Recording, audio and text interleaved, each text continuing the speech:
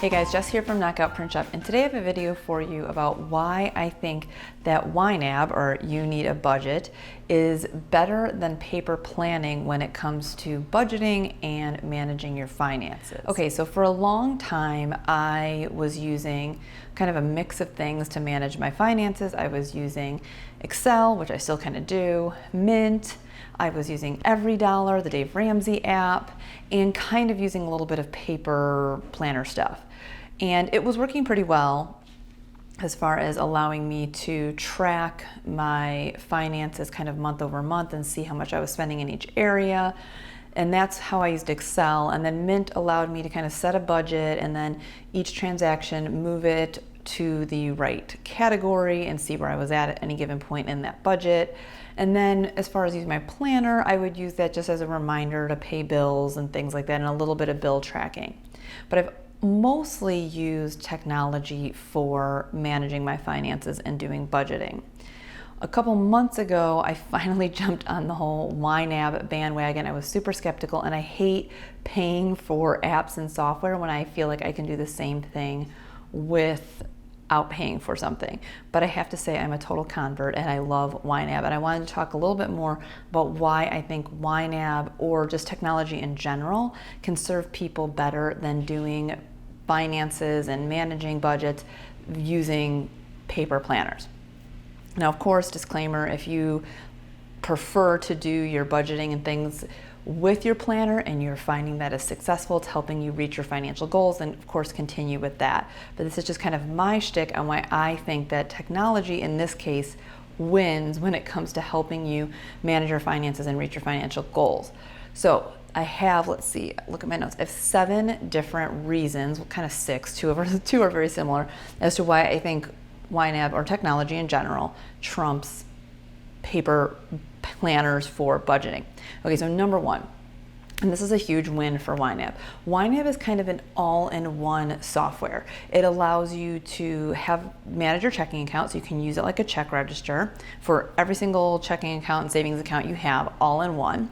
It is also a budgeting tool, obviously, allowing you to allocate funds to each category in your budget every month and manage that. And then it also allows you to set goals for savings in different areas and manage those.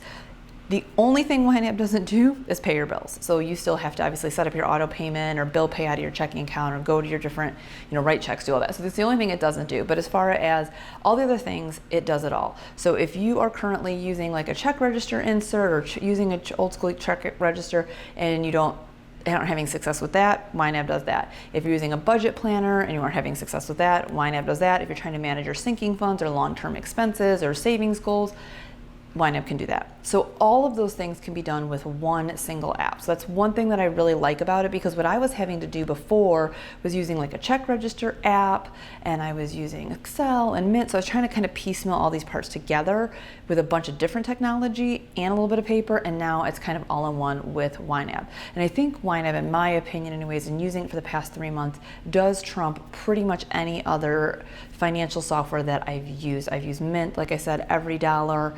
I think there's one called Personal Capital I was kind of playing around with, but I think YNAB, at least for me, is the one that wins. Okay, so reason number 2. So obviously one is it consolidates a bunch of different things into one piece of software, one piece of technology. Number 2 is it helps you get in the habit of giving every single dollar that comes into your bank account a job very seamlessly. So every time you get paid or every time you transfer money or anything like that, you instantly then get in the habit of putting that money in a certain category and giving it a job. I think this is a lot easier to do with technology, a software like YNAB, versus trying to do this with paper. So every time you get paid, let's say you're using your paper planner to do this, let's say you get a $200 check, then you're going to have to decide how you want to use that $200. And it's a lot harder to kind of allocate that money in real time when you're using a paper planner. You can show your income and your expenses and your credits and kind of do that more like a checkbook, and you could say each month, well, I want to put $100 for gas and $200 for this, but it doesn't allow you in the moment as you're getting paid to move money around the way you need to. So it really gets you in a habit of managing your finances every single day in a seamless, easy way that's very realistic. which again is a lot easier to do with technology than trying to manage all of that with pen and paper. Okay, number 3. You have this live at your fingertips. So I'm not somebody that carries around my paper planner.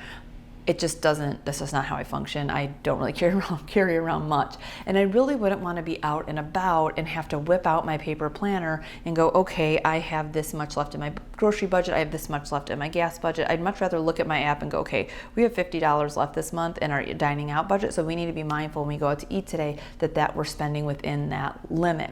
So you have your budget literally at your fingertips at any time. We walk around with our phones all the time, so we have this at our fingertips all the time. Yes, there's many people that believe in cash envelopes, and I'm not saying that system is bad, but I think it's a lot more cumbersome and a lot less convenient. So let's say you have a big wallet and you have all of your envelopes. Yeah, you could say, okay, well, we have $50 in this envelope for dining out, so this is all we can use. So it can function the same. But for me, it's 2020. I really like being able to use my debit cards and not having to worry about carrying around a bunch of cash and managing envelopes, leaving some at home, bringing some with me, making sure Matt or I has the right envelope to do things. So I think envelopes can work for some people, but I think YNAB is kind of like a digital version of that. It allows it is a lot easier to manage, especially if you prefer to use your debit card, credit cards, whatever to pay for things. Now that said, if you are somebody that is really struggling with self-discipline as far as spending goes, sometimes things like cash envelopes may benefit you, because if you see I only have $100 in this envelope, that's all I can spend. For some people, they need that reinforcement, where if they were to see in YNAB, well, I have $100 in this category, but I know I still have $200 in my checking account, and they continue to spend based on their checking account balance versus their categories like your budget balance, that may be that's where YNAB may not be the best bet. But if you feel like using a digital version of cash envelopes, let's say via YNAB, and you could see, well, I have this much in this category, that's all I can spend, and you're not going to go and constantly be manipulating things or spending on your checking account balance versus your budget, YNAB is great. But if you're on the struggle bus with spending discipline, you may benefit from cash envelopes or having like prepaid debit cards for each category, just depending where you're at in your process. This number, what are we on, 3, might not necessarily be the best tool for you. But if you have pretty decent self-discipline when it comes to your spending, and you just need to see where you're at any given point, I think YNAB trumps paper, because you can literally look at your app and go, okay, this is how much I have left. No matter where you are, at any point in your day, you always know what each category's budget is. Okay, number 4, we've kind of already talked about this, and it is that it's real life. So I think unlike some other apps that I've used and trying to do this on paper, when you set your monthly budget, it feels very fixed. So let's say, like in the past, I've done this, like, okay, we're gonna spend this much on groceries, this much on dining out, this much on entertainment, whatever. And you set that at the beginning of the month. Well, let's say something happens randomly, family comes in town and shoot, now my dining out budget needs to be $100 more or something like that. And then you've got it on pen and paper on your budget insert in your planner. Well, now you're having to mark things out, redo it, it messes everything up. It's really hard for it to be fluid and flexible, and real life needs to be fluid and flexible. So the benefit with YNAB is, let's say you set $200 towards your dining out budget at that particular time, and a friend came in town unexpectedly and you want to go out to eat. Well, let's say you have an extra $50 in your grocery budget. Well, you can move that extra money to account for that situation much more easily, still staying within your budget, not overspending, but it allows you to be fluid and flexible with life, still within the parameters of your goals. So I think it's a lot easier to manage this kind of thing digitally versus on pen and paper. Or if you're using an app like Mint, or maybe you're using Excel and you have your budget set, but you're not carrying around, an Excel spreadsheet with you, I guess, unless you have the app on your phone. And Mint similarly is an app, but it doesn't give you that seamless ability to move funds within categories of a month's budget and also see where you are as a whole. So that is definitely a strength of YNAB versus other apps as well as paper planning. Okay, number 5 is your ability to easily manage sinking funds, aka long-term expenses. So I know there's a lot of planner people out there that manage their sinking funds or long-term expenses through a planner. They create a sheet in their notes section or something, and they have each long-term expense, and they write down each month how much they put towards that expense. Maybe they transferred it to a particular savings account for that expense, and then they kind of manage it like an old school check register, along with having maybe some indicator on a calendar as to where, when each of those long-term expenses are due, which can work. Now, so I used to do long-term expenses or sinking funds through the Every Dollar Dave Ramsey app, and I would, within the savings account that I used for sinking funds, I would then allocate each, create categories and then say, okay, quarterly income taxes, I want to need to save this much. Car insurance is due biannually, I need to save this much each month, and I would do it kind of via Every Dollar. And it worked, but at the same time, I'm using Mint for my monthly budget. I'm using Every Dollar for my sinking funds. It was just too much. So the good thing with YNAB, the thing that makes this way easier when it comes to sinking funds or long-term expenses, let's say you pay your car insurance biannually, you don't pay it every month. You can literally set a category that says, okay, auto insurance. It's due May 22nd, let's say. The goal is I need to have $600 saved for that expense by this time. And you can, within YNAB, set a goal, and then it'll tell you each month you need to contribute this much to reach this goal by this date. And you will easily be able to go, okay, got my paycheck. Right now I could put this much of that towards this goal. So you can manage all of your sinking funds, all of your long-term expenses easily within the app without having to manage this in pen and paper, without having to look at a million different apps, different spreadsheets, things like that. So it becomes part of your whole entire system without having to have things all over the place. So I think it does a fantastic job of allowing you to manage these irregular expenses, long-term expenses, sinking funds, whatever you call it, versus having to do this in your planner. And again, having to do all this math and, have almost, again, like another check register, essentially. It's much simpler, convenient, and more efficient.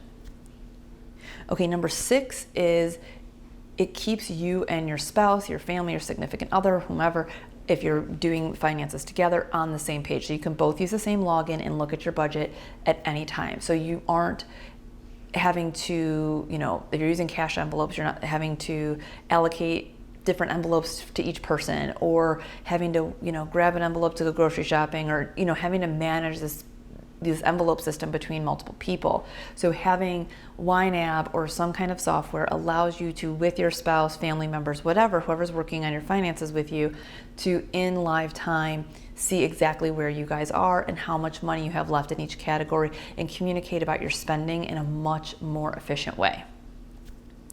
Okay, and then last but not least, number 7, I think we're on, is it gives you a complete financial snapshot at any given time with all of the accounts that you have linked. So for us, what I do is I have 2 separate budgets. I have a personal budget within YNAB and a business budget. Business budget is connected to our business checking account, and that's kind of like a separate thing I manage separately within the app. And you can have as many budgets in YNAB as you want, which is also nice if you're managing multiple budgets, whether it's personal and business, or you have your finances in a way that you have 2 different budgets. It doesn't cost more. You can have as many budgets as you want. Within our personal budget, we have a checking account for paying bills. We have a checking account for our variable spending, groceries, gas, things like that.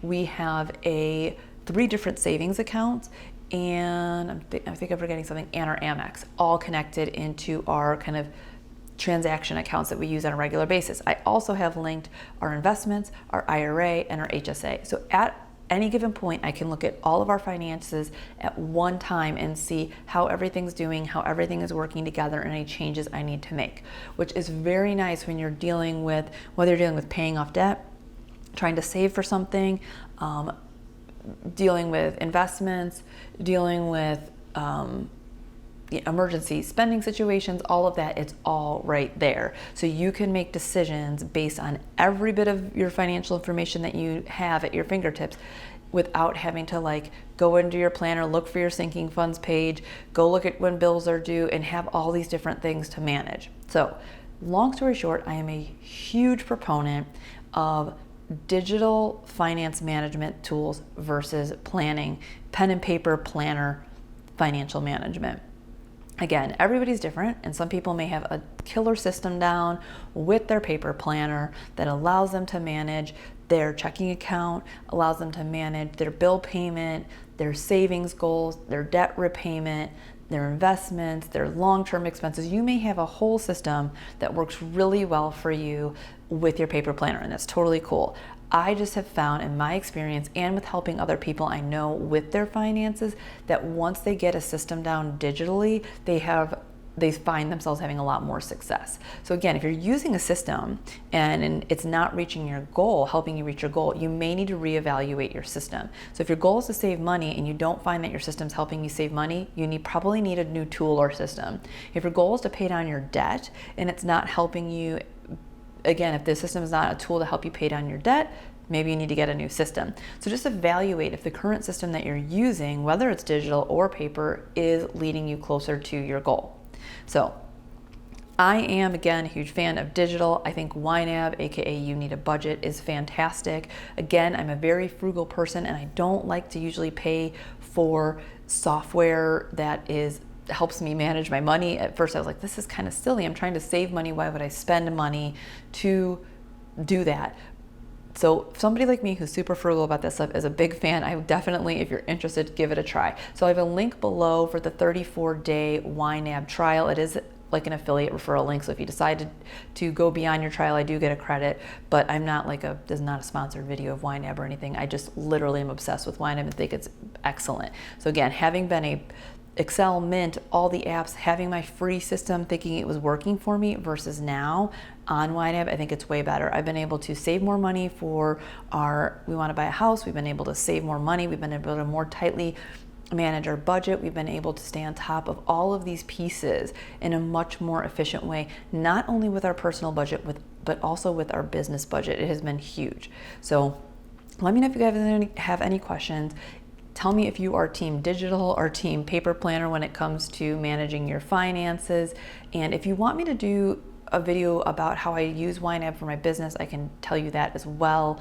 I'm happy to answer those questions. So hope you guys found this video helpful. Make sure you subscribe. And again, I'll have more information below about YNAB and I'll see you in the next video. I forgot one more thing I wanted to say. There is one little part that I use my paper planner for, and that is simply to note bill reminders. So most of our bills are automated. I pay us at the first of the month and pay all of our business and our personal bills, but we do have some bills that either need to be, we have to write an old school check and mail it, or they're not monthly. So what I do in that case is I do use my planner and I use like a bill due sticker or something like that on my month view just as a reminder to pay that bill, because again, it's not automated or it's an irregular bill. Or within my weekly spread, I sometimes like to use like a little monthly budget sticker just to remind myself to set our budget. Even though I do it automatically, I like the sticker. And I'll just write reminders on things like pay our rent or things like that. Those things are pretty automated for me, but that's the only thing I will write in my planner related to finances is just bill reminders.